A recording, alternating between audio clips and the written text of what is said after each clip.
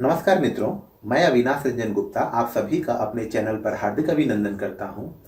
आज के इस वीडियो में हम अध्ययन करने वाले हैं आरोह भाग 1 पुस्तक का ये चैप्टर। ये बड़ा ही मज़ेदार चैप्टर है, भावनाओं से परिपूर्ण चैप्टर है।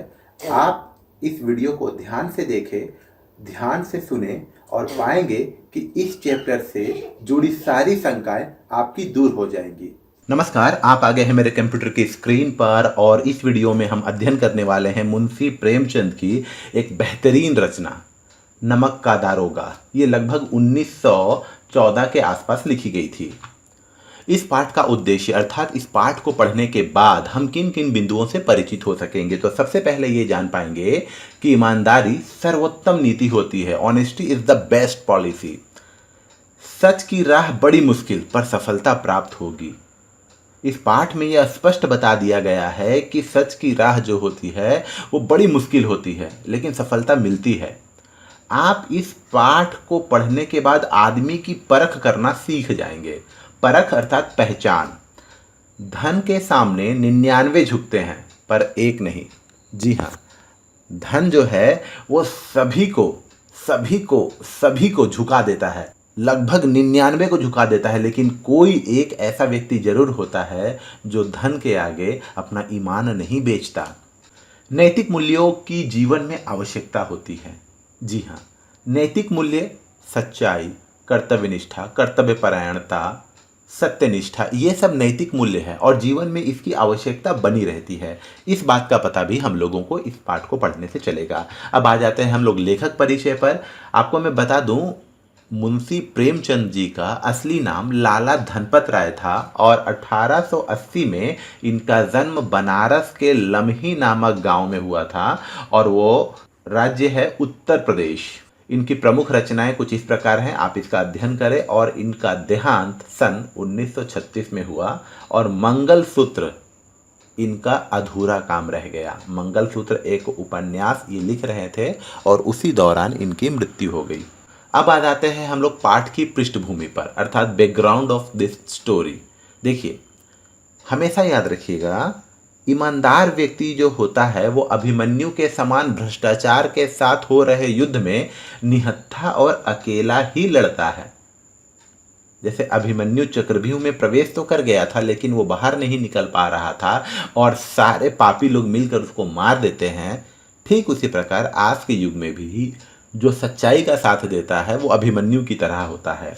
नमक का दारोगा 1914 में लिखी गई कहानी ब्रिटिश सरकार द्वारा 1882 में लागू की गई नमक पर कर अर्थात टैक्स ऑन सॉल्ट की कहानी बयां करती है। इस पाठ में एक धनी व्यापारी एक ईमानदार दारोगा अर्थात इंस्पेक्टर या पुलिस को रिश्वत देकर भी नहीं खरीद पाता और अंत में उसकी ईमानदारी की प्रशंसा करते हुए उसके द्वार पर आता है।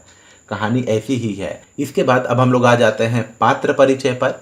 इस कहानी में मुख्य रूप से दो ही पात्र हैं, लेकिन एक गौण पात्र भी है। यहाँ जो आप देख रहे हैं ये मुंशी वंशीधर है। मुंशी वंशीधर ये सत्यनिष्ठ है, ईमानदार है, कर्तव्यपरायण है, अपना काम पूरी लगन के साथ करता है। और ये जो है ये है नमक के दारोगा अर्थात नमक का जब विभाग बना तो उस विभाग में इसकी नियुक्ति हो जाती है और ये उस विभाग के हेड ऑफ द डिपार्टमेंट हो जाते हैं। ये है बूढ़े मुंशी वंशीधर के पिता। ये चलते पुर्जे आदमी हैं। चलते पुर्जे आदमी कहने का मतलब हो गया ये अपने बेटे को हिदायत देते हैं कि नौकरी ऐसी करना जिसमें ऊपरी इनकम होती रहे।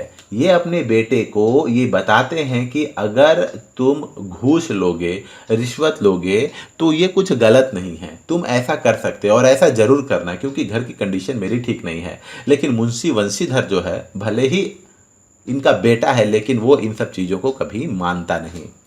इसके बाद एक बहुत ही इंपॉर्टेंट कैरेक्टर इस पाठ के हैं, उनका नाम है पंडित अलोपी दिन। ये बहुत बड़े व्यापारी हैं, बहुत बड़े व्यापारी। कहाँ के? दातागंज के। इतने बड़े व्यापारी है कि लाखों का डील करना इनके लिए एक आम बात है। और बड़े रसूख वाले लोगों से भी इनकी बहुत अच्छी जान पहचान है। अंग्रेजों के साथ उठना बैठना इनका लगा रहता है। अब आ जाते हैं हम लोग इस पाठ के गौण परिचय में और इस पाठ के उस बिंदु पर जहां पर धर्म, जहां पर न्याय, जहां पर नीति सब लक्ष्मी के खिलौने बन जाते हैं। ये वकील है, ये न्याय व्यवस्था कोर्ट है और ये जज है। ये तीनों बिक जाते हैं पंडित अलोपी दिन के आगे और अलोपी दिन के हक में फैसला सुना देते हैं। ये मामला क्या बनता है अभी हम लोग देख लेते हैं। मैं अब आपके सामने इस पाठ का सार पढ़ने जा रहा हूं। आप लोगों से मैं अनुरोध करता हूं कि इस पाठ के सार को आप अपनी आंखें बंद करके विजुअलाइज कीजिए और अगर इस पाठ के सार को पढ़ने के दौरान आपको अगर उच्चारण में कोई त्रुटि हो या कोई शब्द ना समझ में आए तो वीडियो को पॉज करके जरूर देख लीजिए। इससे ये फायदा होगा कि आप इस पाठ के सार के माध्यम से इस कहानी को विजुअलाइज भी कर लेंगे और लेखन त्रुटियां भी आपकी नहीं होगी। तो शुरू करते हैं। मुंशी प्रेमचंद द्वारा लिखित कहानी नमक का दारोगा जीवन में मानव मूल्यों की महत्ता को प्रकट करने के साथ साथ ईमानदारी, सत्यनिष्ठा, कर्तव्यनिष्ठा, धर्मपरायणता की वकालत करने वाली एक श्रेष्ठ कहानी है। ब्रिटिश सरकार ने भारत के धन को लूटने के उद्देश्य से नमक पर कर लगा दिया था। देखिए अंग्रेज सरकार कितनी नहीं चालबाज थी। उन्हें पता था कि नमक एकमात्र ऐसा प्रोडक्ट है जो अमीर से लेकर गरीब खाता है और हर घर में इसका प्रयोग होता है और अगर हम लोग नमक पर ही टैक्स लगा दे तो भरपूर रेवेन्यू जनरेट होगा और इससे हमें बहुत फायदा होगा। तो अंग्रेजों ने लगभग 1882 में ही सॉल्ट लॉ पास कर दिया था और इसे सुचारू रूप से संचालित करने के लिए नमक विभाग बना, नमक डिपार्टमेंट बना। इस विभाग का दारोगा पद अति महत्वपूर्ण माना जाने लगा। सभी विभागों के कर्मचारी इस विभाग में नौकरी पाने के लिए लालायित रहते थे। इसलिए लालायित रहते थे क्योंकि नमक विभाग में ऊपरी आय की भरपूर स्कोप तैयार होती थी। भरपूर स्कोप, बहुत ऊपरी इनकम होती थी। उस समय सरकारी नौकरी पाने के लिए फारसी भाषा का ज्ञान, मजनू फरहाद और जुलेखा की विरह कथा ही काफी होती थी। इस कहानी के नायक मुंशी वंशीधर इन सब का अध्ययन करके रोजगार ढूंढने के लिए निकल पड़े। उनके पिता ने उन्हें हिदायत दी कि नौकरी ऐसी ढूंढना जिसमें ऊपरी आय होती रहे। अपनी बातों को पुष्ट करने के लिए घर की खराब आर्थिक स्थिति का भी हवाला दिया। सौभाग्य से वंशीधर को नमक के दारोगा पद पर तैनाती मिल गई। यह खबर सुनते ही उनके परिवार वालों के हृदय में खुशी और पड़ोसियों के हृदय में सूल उठने लगे। ईर्ष्या होने लगी, जलन होने लगी। मुंशी वंशीधर ने 6 महीने में ही अपनी कार्यकुशलता और उत्तम आचार अर्थात बिहेवियर से अफसरों का मन मोह लिया था।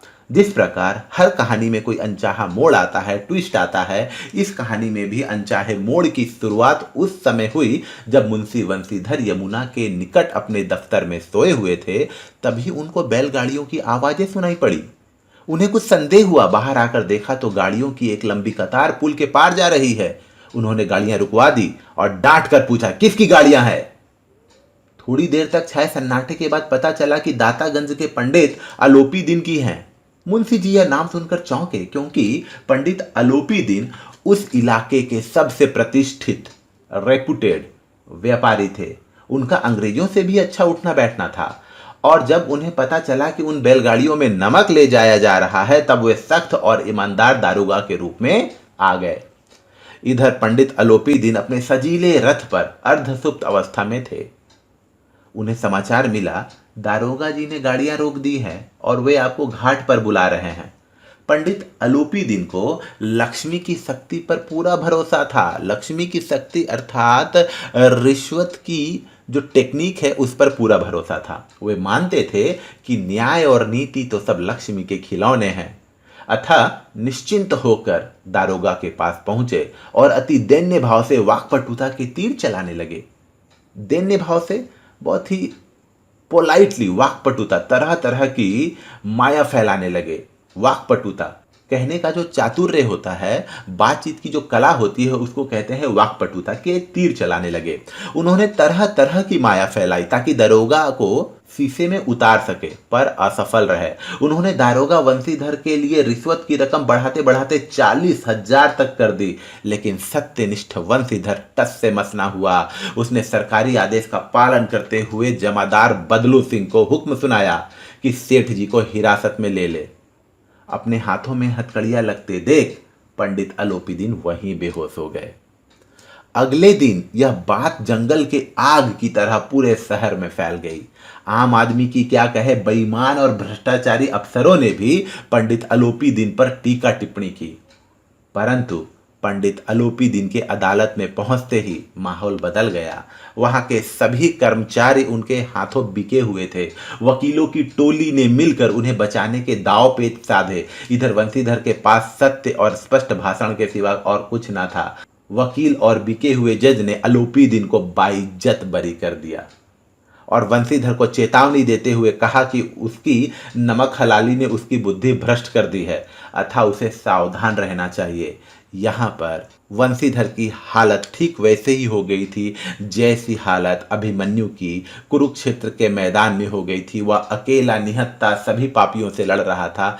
ठीक वैसे ही यहाँ मुंशी वंशीधर, जो नमक के दारोगा पद पर अधिष्ठित थे, उन्होंने अपना कार्य पूरी ईमानदारी से किया और आज उन पर व्यंग्यवाण छोड़े जा रहे थे। वंशीधर को आत्मग्लानि हुई। उसे यह सब बड़ा अपमानजनक लगा।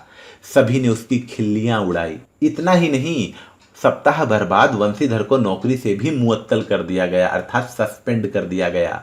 जब घर वालों ने यह समाचार सुना तो सिर पीटने लगे। पिता तो बहुत क्रोधित हुए। माँ और पत्नी ने भी नाराजगी व्यक्त की। दुनिया वालों की उपेक्षाओं का तो वंशीधर सामना कर ले रहा था, पर अपने ही घर वालों की उपेक्षाएं उसके हृदय में सूल की तरह चुभ रहे थे। फिर कुछ दिनों बाद अपने सजीले रथ से सेठ अलोपीदीन वंशीधर के घर पहुंचे।